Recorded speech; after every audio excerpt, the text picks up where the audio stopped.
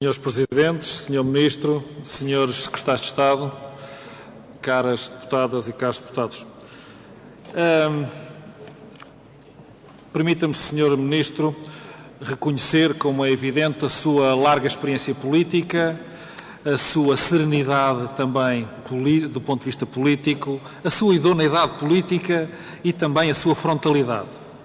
E considerando todas estas qualidades, como é evidente, Senhor Ministro, não podemos esquecer e passar ao lado da entrevista política que o Sr. Ministro deu ao Jornal Expresso.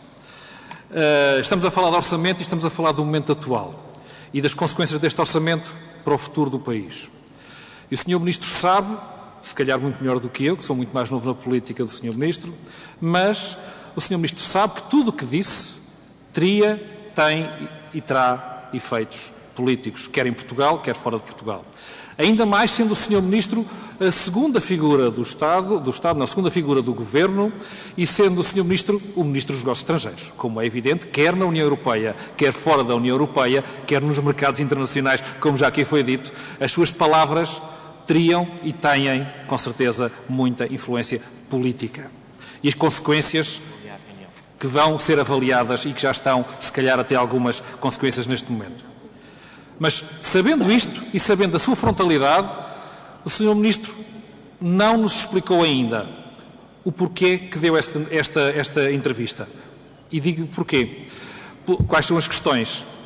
Se estávamos num momento, mais ou menos, nos últimos dias, pelo menos com alguma estabilidade, pelo menos entre os partidos que estão neste momento, como sabe o Sr. Ministro, estão neste momento disponíveis para, em nome de Portugal, disponíveis para ajudar o Governo. Em nome de Portugal, e é nesse sentido. Sabendo que essa estabilidade existia e existe, sabendo que existe um Governo legitimamente eleito, sabendo que o orçamento à partida tudo indica, ou indicava, que poderá passar, sabendo que todos esses instrumentos estão à disposição do Governo, não se percebe porque é que foi o próprio Sr. Ministro, com todas estas características de serenidade, de frontalidade e de capacidade e experiência política, que veio, no início da discussão na especialidade do orçamento, lançar achas para a fogueira. Gasolina, gasóleo, álcool, o que entender. Tudo para a fogueira. De facto, não sei se os resultados se os números que agora aparecem dos juros se são consequência disso ou não, mas podem ser. Nós sabemos, Sr. Ministro, que quem lançou, ao contrário daquilo que aqui nos disse, quem lançou o primeiro caso de instabilidade, digo-lhe já, para o entendimento que o PSD fez com o Governo, foi, de facto, o Sr. Primeiro-Ministro. E isso eu, se calhar, dou-lhe razão. Dou-lhe razão quando diz que há uma situação aberrante, e continua a haver uma situação aberrante no país. Houve um entendimento entre o Partido Socialista, o Governo e o PSD para que o PSD pudesse, considerando o país, viabilizar o orçamento. E é logo a seguir, depois de uma questão fundamental para o Partido Social Democrata, que está escrito a reavaliação das parcerias público-privadas, nomeadamente onde se incluem, como é evidente, as grandes obras públicas.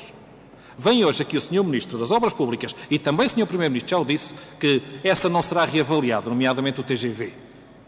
Então, afinal, quem é que está a lançar de facto e em concreto a instabilidade na situação governativa portuguesa? Foi o Primeiro-Ministro, foi o Sr. Ministro das Obras Públicas, agora, em casos concretos. Portanto, se há responsabilidade, é da parte do Governo. A primeira responsabilidade. E também fiquei perplexo, e isso ainda não nos explicou, Sr. Ministro. O seguinte, o Sr. Ministro afirma nessa sua entrevista ao Expresso que o país vive há 2 anos em permanente clima de campanha eleitoral. Mas o primeiro responsável pela governação do país, que não deveria estar em campanha eleitoral, é o Sr. Primeiro-Ministro. É porque para haver clima de campanha eleitoral tem que haver várias forças em confronto. E com certeza que uma delas é o Governo e o Partido Socialista.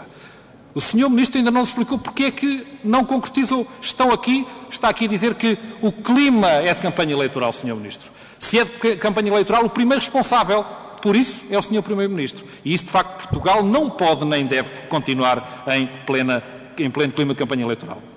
Sr. Ministro, eu penso que com a sua serenidade pode conseguir fazer chegar ao Sr. Primeiro-Ministro e aos restantes membros do Governo que Portugal precisa, de facto, de estabilidade política e não de um clima de campanha como aqui o disse. Mas é o próprio Governo a instigar e a promover essa campanha. Portugal não precisa disso e os portugueses não entendem. O que os portugueses não entendem é que se continue também a fazer nomeações, a haver lucros para muito poucos, muito poucos a ganharem muito e muitos a perderem muito pouco. Sr. Ministro, os portugueses não precisam disto. De facto, a sua serenidade, se conseguir transmitir isso ao Governo, estamos no bom caminho. Queria deixar-lhe uma pergunta final, que é... Mas lhe conclua. Muito rapidamente, Sr. Presidente.